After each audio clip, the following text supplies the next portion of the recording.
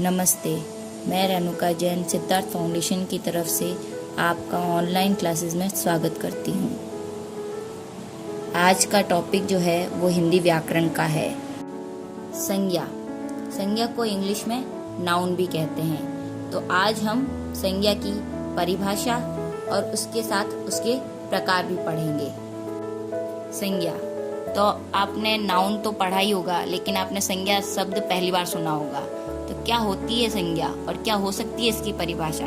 चलिए जानते हैं इसकी आगे की डेफिनेशन, परिभाषा।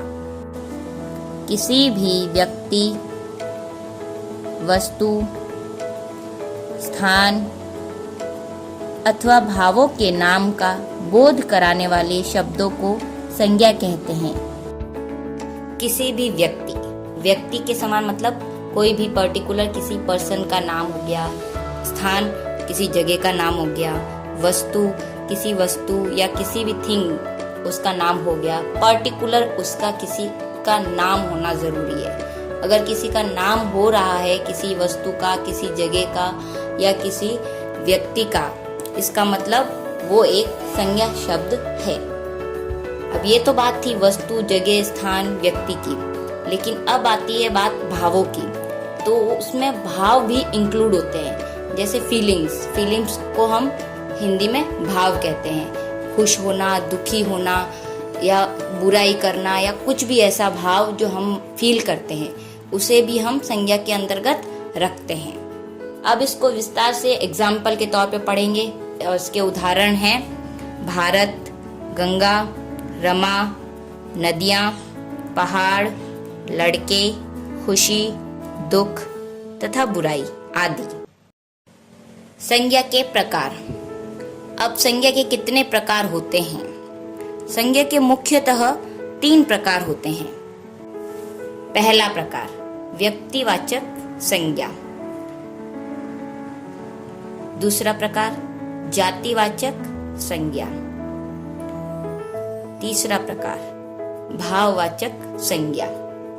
अब इन प्रकारों को विस्तार से समझने के लिए हमें इनकी परिभाषाओं को ध्यान से पढ़ना पड़ेगा।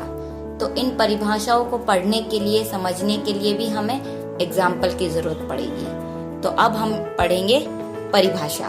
पहला व्यक्तिवाचक संज्ञा। व्यक्तिवाचक संज्ञा किसी विशेष व्यक्ति, वस्तु अथवा स्थान को बोध कराने वाले शब्दों को व्यक्तिवाचक संज्ञा कहते हैं। अब बारी आती है किसी विशेष व्यक्ति, मतलब पर्टिकुलर एक मनुष्य का नाम, पर्टिकुलर एक जगह का नाम, पर्टिकुलर एक वस्तु का नाम। ये जो नाम होंगे वो सारे नाम किस में आएंगे? व्यक्तिवाचक संज्ञा में आएंगे। जैसे एग्जाम्पल, भरत व्यक्ति का नाम हो गया, भारत जगह का नाम हो गया, नरेंद्र मोदी ये एक व्यक्ति का नाम हो गया, दिल्ली, रूस, अमेरिका ये जगहों के नाम हो गए। अब आई बात वस्तु की, तो कुरान, रामचरितमानस इत्यादि। ये जो कुरान और रामचरितमानस है ये वस्तु में इंक्लूड होंगे, लेकिन ये किताब है। तो लेकिन बताया जा रहा है कि ये किताब का पर्टिकुलर नाम है जो फेमस है पूरी दुनिया में। तो अच्छे से हम इनको पढ़ सकते हैं। दूसरी परिभाषा जातिवाचक संज्ञा। ये संज्ञा का दूसरा प्रकार। जो शब्द किसी प्राणी, वस्तु या स्थान की पूरी जाति का बोध कराते हैं उन्हें जातिवाचक संज्ञा कहते हैं। अब बात आई कि ये क्या होता है, जाति का कैसे बोध करा सकते हैं? तो मतलब यहाँ है कि पूरे ग्रुप को इंडिकेट करना। जैसे अभी मैंने आपको बताया था किसी पर्टिकुलर व्यक्ति का नाम, किसी पर्टिकुलर जगह का नाम, तो वैसे ही कोई भी जगह हो सकती है। दुनिया में कितनी सारी जगह है, दुनिया में कितने सारे इंसान हैं, तो कोई भी इंसान हो या कोई भी जगह हो या कोई भी वस्तु हो, अगर पर्टिकुलर उसका नाम नहीं दिया गया है तो उसको ग्रुप को बता रहा है। जैसे एग्जांपल देती हूँ मैं आपको, खेत। अब दुनिया में कितने सारे खेत हो सकते हैं, अब नाम तो नहीं है ना अपने पास, तो ये खेत जो है वो किसी भी ग्रुप का इंडिकेटर है, तो वो ग्रुप को इंक्लूड कर रहा है साथ में, पर्टिकुलर नाम नहीं होने के कारण। तो इसलिए ये जातिवाचक संज्ञा में आएगा। जैसे गाय, अब गाय भी बहुत सारी होती है, बाजार, पक्षी, सब्जी, खिलौने, स्टेशन, जानवर, नदियाँ, फल अथवा पहाड़, ये जो भी मैंने नाम बताए हैं वो सारे कैसे हैं, पर्टिकुलर किसी का नाम नहीं बता रहे, ये पूरा ग्रुप को बता रहे। जैसे पहाड़, बहुत सारे पहाड़ है, नदियाँ, बहुत सारी नदियाँ हैं, तो अपने अपने ग्रुप को बता रहे, ये पूरे ग्रुप का नाम है, इसीलिए उस ग्रुप को जातिवाचक संज्ञा में रख सकते हैं हम। संज्ञा का तीसरा प्रकार, भाववाचक। भाववाचक संज्ञा में किसी भाव अथवा गुणों का बोध कराने वाले शब्दों को भाववाचक संज्ञा कहते हैं। मतलब वही चीज हो गई, जैसे फीलिंग्स को समझना, फीलिंग्स जो होती हैं उनको हम भाववाचक संज्ञा में रखेंगे।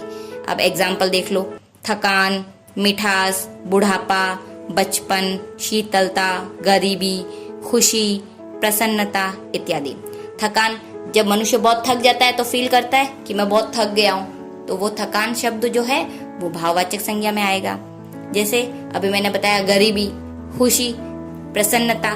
खुशी और प्रसन्नता सेम होता है, तो जब बहुत खुश होता है व्यक्ति तो वो खुशी फील करता है, तो जो खुशी शब्द है वो भाव हो गया, तो भाव किस में आएगा, भाववाचक संज्ञा में। सिंपल है ये तो बहुत। अब हम कुछ ऐसे उदाहरण पढ़ेंगे जो आपको अच्छे से तरीके से पूरी संज्ञा का कंक्लूजन मिल जाएगा। मतलब ऐसे तो हमने खूब सारे एग्जाम्पल पढ़ लिए हैं, लेकिन अब पर्टिकुलर क्वेश्चन कैसे करेंगे उन एग्जाम्पल के तौर पर, वो मैं अब बताऊंगी आपको। जैसे उदाहरण के लिए हम देखेंगे वाक्य, पहला वाक्य, कोयल की बोली मीठी होती है। तो ये जो पहला वाक्य है इसमें मैंने देखो कोयल को राउंड किया हुआ है एरो से, तो ये जो कोयल शब्द है वो क्या है, एक संज्ञा शब्द है, इसीलिए मैंने इसको राउंड किया है। तो मैं आगे आपको जब भी क्वेश्चन पूछूंगी कि वाक्यों में से संज्ञा शब्द को अलग कीजिए, तो आपको ऐसे ही एरो करना है या ऐसे ही आपको सर्कल करना है उसको। तो ऐसे ही हम वाक्यों में से संज्ञा शब्दों को ढूंढ के बाहर निकालेंगे। तो दूसरा वाक्य है हमारा, लड़कियां बरामदे में खेल रही हैं। अब ये जो लड़कियां शब्द हैं ये भी संज्ञा का शब्द है पूरे वाक्य में, तो लड़कियां शब्द को मैंने सर्कल किया है, राउंड किया है एरो से। तीसरा वाक्य है हमारा, भारत एक शक्तिशाली देश है। तो भारत और देश मैंने दो शब्दों पर एरो के सर्कल किए हैं, तो इसका मतलब दोनों ही शब्द जो हैं वो संज्ञा शब्द हैं, इसीलिए दोनों पर मैंने सर्कल किए हैं।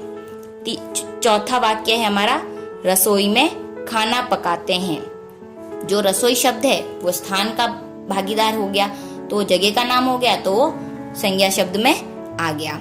अब पांचवा और आखिरी एग्जाम्पल है, सैनिक हमारी सुरक्षा करते हैं। सैनिक मतलब सेना, जो भी सेना है ग्रुप में है, तो ये भी एक संज्ञा का शब्द है, तो इसलिए इस पूरे वाक्य में जो सैनिक शब्द है वो संज्ञा शब्द है, इसीलिए हमारे सारे। अब आप लोगों ने संज्ञा पूरी पढ़ ली, उसकी डेफिनेशन पढ़ ली, उसके प्रकार पढ़ लिए। अब बारी आती है हमारी गृह कार्य की, मतलब होमवर्क की। तब होमवर्क में आपको कैसे क्या करना है वो भी मैं आपको बता देती हूँ। आपको वर्कशीट दी जाएगी डेली, और आपको वर्कशीट के साथ उसको प्रिपेयर करना है। क्वेश्चन आंसर जो भी दिए जाएंगे आपको लिखने होंगे, पढ़ने होंगे और याद करने होंगे। उसके साथ आपको अगर कोई भी प्रॉब्लम हो तो आप स्कूल से कांटेक्ट करेंगे, तो हम आपकी प्रॉब्लम्स सॉल्व कर देंगे, ठीक है।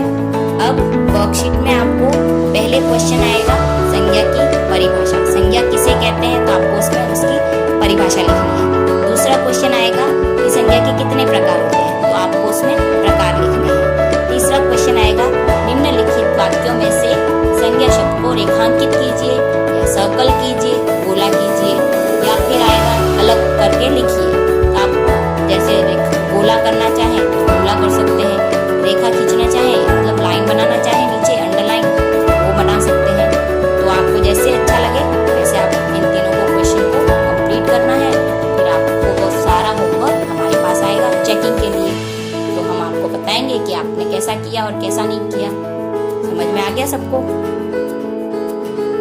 तो इसी के साथ हमारा आज का टॉपिक संज्ञा, प्रकार और परिभाषा खत्म होता है। अब हम नेक्स्ट क्लास में मिलेंगे। Okay, thank you.